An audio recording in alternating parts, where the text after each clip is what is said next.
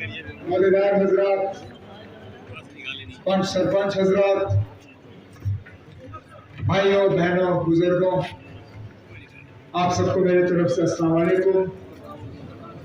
मैं अपने सीनियर साथियों से माफ़ी चाहूँगा कि नाम नहीं लिए, एक का नाम लूँगा किसी को छोड़ूंगा बुरा लगेगा और वक्त की किल्लत भी है।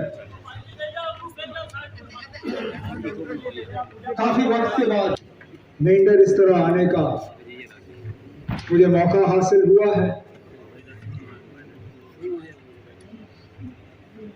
पिछले दौरे और इस दौरे के दरमियान बहुत कुछ बदला। यहां तक कि जम्मू कश्मीर का नक्शा वो नक्शा नहीं रहा। जब मैं पिछली बार आया था हम एक रियासत थे, अब हम रियासत भी नहीं रहे। हमारा अपना आईन था, वो आईन भी हमसे छीना गया। हमारा अपना झंडा था, हमारी पहचान थी, वो भी नहीं रहा। लेकिन एक चीज में बदलाव नहीं आया और वो जावेद राणा साहब के जलसों की कामयाबी में कोई फर्क नहीं आया।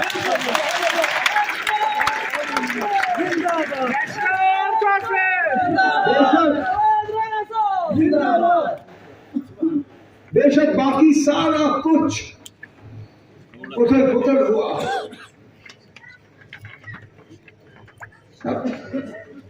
हम में से कोई उस वक्त जब पिछली बार हमने प्रोग्राम किया था शायद सोच भी नहीं सकते थे हम कि जब हमारा अगला प्रोग्राम होगा तो इन हालात में होगा। लेकिन अल्लाह ताला का करना,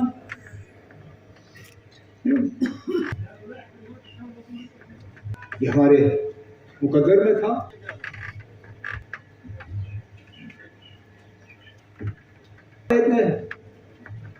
तफसीलन की सियासी तरक्याती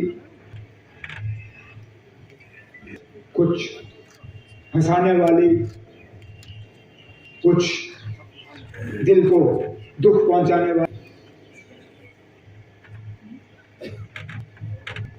ना से शुरू करूं समझ में नहीं आता।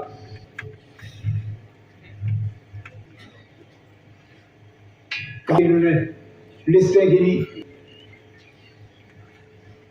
ब्लॉक, नियाबतें, तहसीलें, अस्पताल, स्कूल, पुल, ये तो हमारा फर्ज।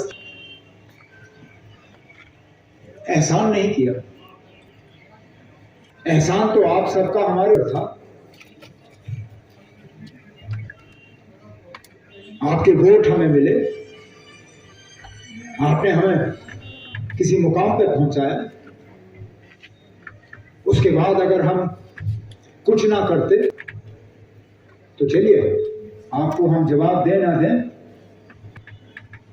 कभी ना कभी तो अल्लाह के सामने हाजिर होकर हमें जवाब देना होगा। उस वक्त हमसे पूछा, यहाँ के लोगों ने आपको किसी जगह पहुंचाया, आपके कलम में ताकत दी, आपका इस्तेमाल कैसे किया? मरकज ने भेजा, हमने आपकी बेहतरी के लिए इस्तेमाल किया।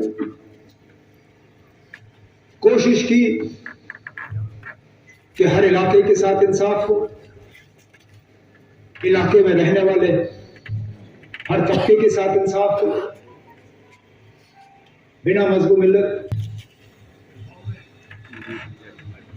रियासत का नक्शा जो है उसको ठीक किया जाए। आज हम पे हर तरह के इल्जाम लगते हैं। कुछ इल्जाम उन लोगों की तरफ से जो कल तक हमारे साथ थे। जावेद ने बात छेड़ी नहीं था।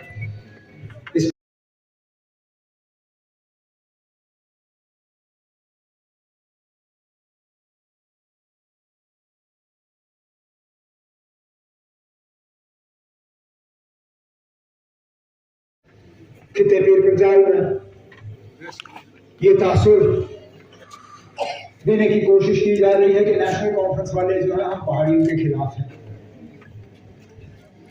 और इल्जाम वहां से जिसने सबसे ज्यादा नेशनल कॉन्फ्रेंस में रह के तरक्की हासिल की, 6 साल मिनिस्टर रहे जब फारूक साहब की हुकूमत थी,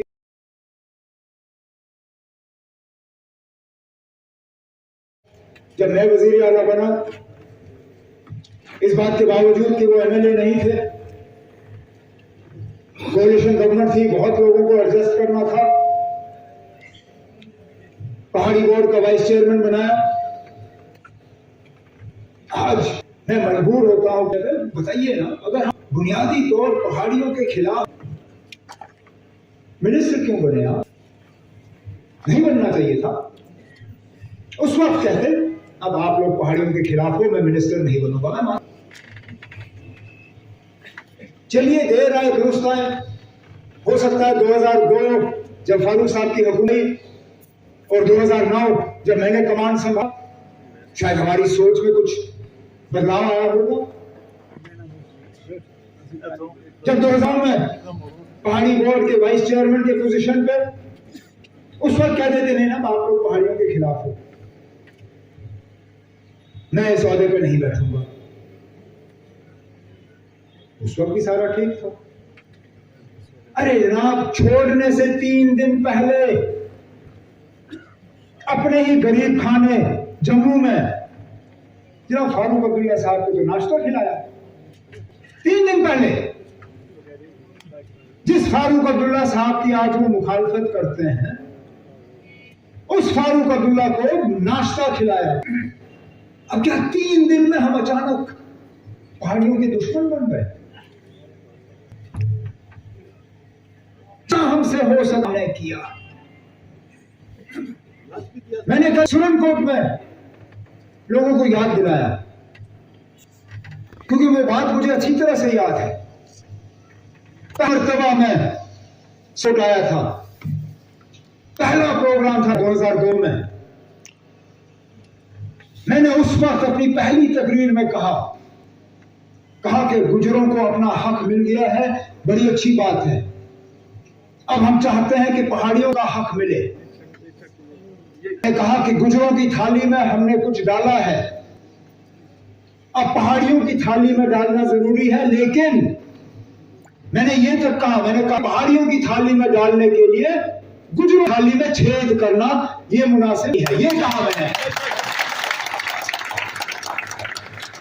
तब से लेके आज तक मैं उस बात पे कायम हूं कि एक कौम के साथ इंसाफ तो दूसरे कौम को भी इंसाफ का हक जो है वो है,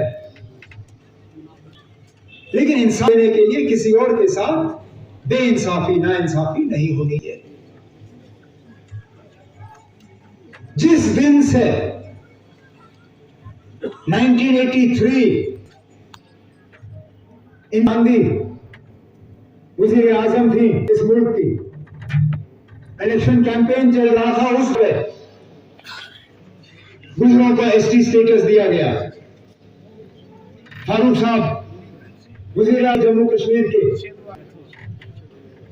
उन्होंने उस वक्त आज़म से कहा कि ये तो गुजरों को अपना मिल गया है, लेकिन उनके हाल में जो पहाड़ी है उनका क्या होगा?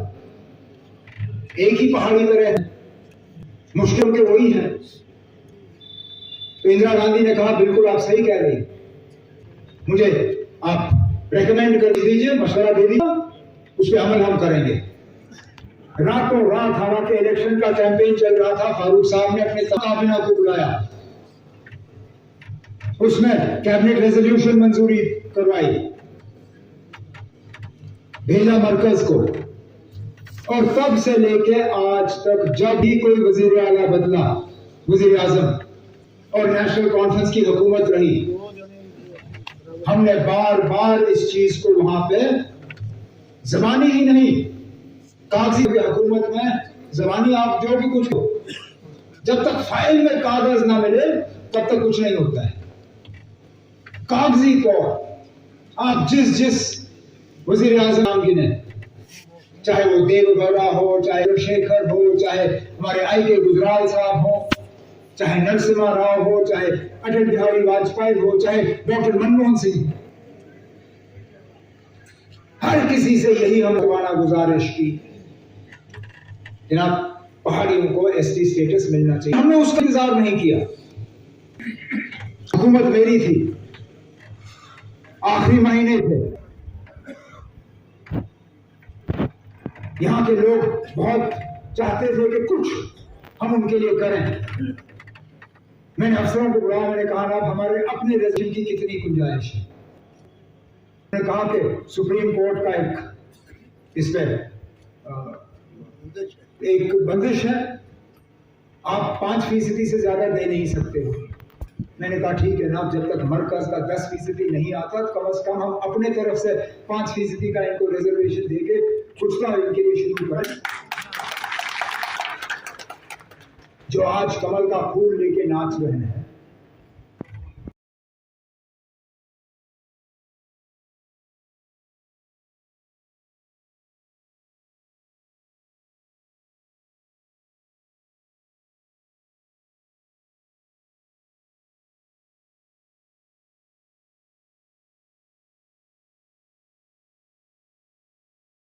में तो आपकी हुकूमत बनी थी, तब क्यों नहीं किया? जब कमल और कलम दोनों एक साथ थे तब करते। अच्छा चलिए, 10% आपसे हुआ, जो हमने असेंबली में पास था, जो काउंसिल में जब जावेद राणा साहब वाइस चेयरमैन थे, कुर्सी पे थे, जब काउंसिल ने उसको पास किया, उसको ही आप आगे बढ़ा देते। मैं मानता ना कि हाँ आपकी नीयत साफ है, हम आपकी नीयत पे ही आपको मुबारक करते हैं, लेकिन जब तब नहीं किया तो आज आपके कहने पे भरोसा कौन करेगा, यकीन कौन करेगा? ये तो खरीद फरोख्त वाली बात हुई। आपको कहीं ना कहीं इलेक्शन नजर आ रहे हैं तो आपको लगता है कि चलो ना कुछ लोगों को हम खरीदने का काम करें। यहाँ के लोग इतने बेवकूफ नहीं हैं, गरीब जरूर होंगे, बेबस जरूर होंगे, लेकिन बेवकूफ नहीं है। वो जानते हैं ना इन लोगों का क्या है।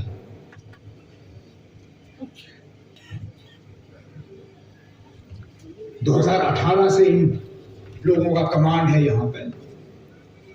कौन सी घड़ी आई हमारे लिए? 5 अगस्त 2019 हमने देखा, उस वक्त बड़ी बड़ी बातें हुई। हमारे नौजवानों को कहा गया था कि बस अब आप देखो कितना बदलेगा आपके लिए, नया जम्मू कश्मीर। कहते थे कि इन नौजवानों की तरक्की के रास्ते में रुकावट हम हल वाले हैं। उनका ठीक है ना, अगर हमने इनका मुस्तकबिल बिगाड़ा है तो आप इनका मुस्तकबिल ठीक करिए, दे दीजिए इनको रोजगार जो हम दे नहीं सके।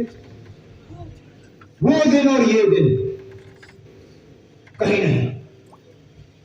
उल्टा जहां हम इन दूर दराज इलाकों में का काम करते थे, चाहे RET टीचर, चाहे HM, दूर पहाड़ियों पे हम DG को हेलीकॉप्टर में उतारते थे, वहां नौजवानों की लाइन लगती थी, कोई उनसे नहीं पूछता था मजहब क्या है तुम्हारा, जात क्या है तुम्हारा, तुम क्या हल के साथ चलते हो या हाथ के साथ चलते हो या कमर के साथ चलते हो। फीता निकलता था, कद छाती, अगर रेस में निकल जाते थे DG साहब का वहीं पे मोहर लगता था, वहीं पे उनकी गलती हो जाती थी, पुलिस में उनका दाखिल हो जाता था, हो जाता था वो। आज कहां है वो सब? कहां है वो सब? जिस तरक्की की बात हुई, कहा कि ये नेशनल वाले जो हैं इन्होंने डेवलपमेंट का पैसा खाया, अब हम आपको दिखाएंगे डेवलपमेंट। हमारी हड्डियां हिल गई हमें पुंछ से यहां मेंढर पहुंचते पहुंचते। सड़क की वो हाल, 4-6 किलोमीटर पे इन्होंने लुक डाला होगा, बाकी कहां सड़क कहां खड़ पता ही नहीं। तो कहां बिजली, कहां? और कुछ नहीं जनाब, माह रमजान में हर हुकूमत की कोशिश रहती थी कि सुबह सहरी के वक्त और शाम को इफ्तारी के वक्त कट नहीं होना चाहिए। पता नहीं इसने क्या किया, ना सहरी में बिजली, ना इफ्तारी में बिजली। दिन को 12 बजे, 1 बजे, 2 बजे, 3 बजे वो बिजली दे देते थे, शाम को कट। और ठीक ईद के अगले दिन गवर्नमेंट का ऐलान कि अभी में कोई कट नहीं होगा। अरे भाई अब क्या फायदा, जब हमें चाहिए था बिजली तब आपने दी नहीं, अब आप कहते हो हम आपको देंगे, फिर साथ में कहते हैं मीटर देंगे आप। और पता नहीं कोई कहते हैं कोई स्मार्ट मीटर। मैं भी पढ़ा लिखा हूं, थोड़ा बहुत, ज्यादा नहीं, लेकिन स्मार्ट मीटर क्या चीज, क्या स्मार्ट मीटर से हमें बिजली मिलेगी? यहां पता नहीं बात पहुंची या नहीं, लेकिन शहरों में मतलब ये पानी तक का मीटर, और जो काम शहर से शुरू हो जाता है वो गांव तक पहुंच ही जाता है। अब पानी के मीटर आएंगे, अरे खुदारा, नलके में पानी नहीं, नलका खोलते जाओ एक कचरा, अगर खुशकिस्मती से वो कचरा निकली तो पीने लायक नहीं। हमारी फिल्ट्रेशन प्लांट बैठे हुए हैं, पूरे गांव में एक नलका सूखा, लेकिन मीटर लगा के कहेंगे ना बस इस कचरे का भी हम आपको अब पैसा वसूली कराएंगे।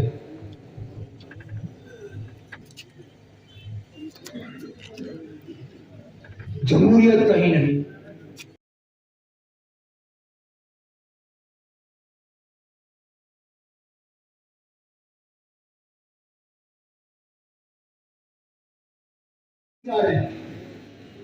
सहमे हुए हैं, डरे हुए हैं। हमारे दाढ़ी रखने वाले लोग वो लखनपुर पार करना नहीं चाहते, सोचते अगर हम यहां लखनपुर पार करेंगे हमारे साथ पता नहीं क्या हाल होगा।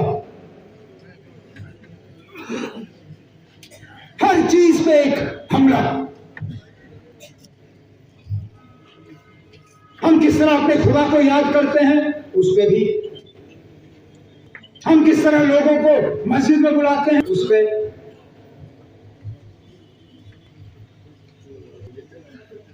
हम हलाल खाते हैं उस पे,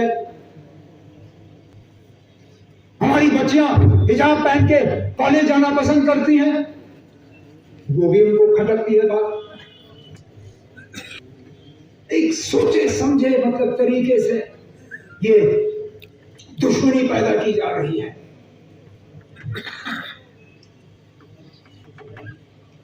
तो फिर तभी तो मैं इस बात पर मजबूर होता हूं पूछने पे, जनाब फिर 2019 5 अगस्त का इस रियासत को फायदा क्या हुआ? बीजेपी ने बेशक इस चीज को बाकी मुल्क में बेचा होगा, उनको सियासी फायदा जरूर हुआ होगा, लेकिन यहां के रहने वाले उनको इसका क्या फायदा मिला? अगर हम वहीं के वहीं होते जहां हमें अच्छा होता हम वो भी कबूल करते, लेकिन हम तो पीछे चले गए। जावेद ने डिवीजन की बात की। अरे जावेद साहब, मैं क्या डिवीजन की बात यहां करूं? हमें तो पहले अपना रियासत वापस मिले तब हम बाकी चीजों पे बात करें। हमें तो कसरत वापस चाहिए।